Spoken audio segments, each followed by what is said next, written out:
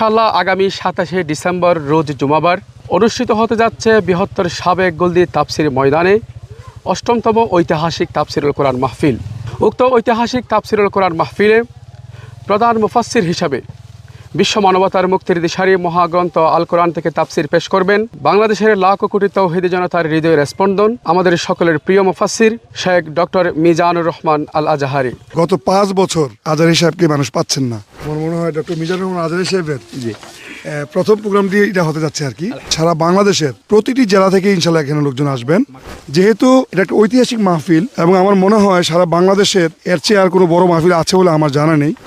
স্থানটি আমি বলে দিচ্ছি আবারও, এটি হচ্ছে বৃহত্তর সাবেক গোলদি তাফসির ময়দান, যেটা পেকুয়া উপজেলা তথা কক্সবাজার জেলা। চট্টগ্রাম হয়ে আসবেন ঢাকা থেকে, তারা কর্ণফুলী টানেল দিয়ে চট্টগ্রাম আসার আগে কর্ণফুলী টানেল দিয়ে সরাসরি বাঁশখালী রোড দিয়ে চলে আসবেন।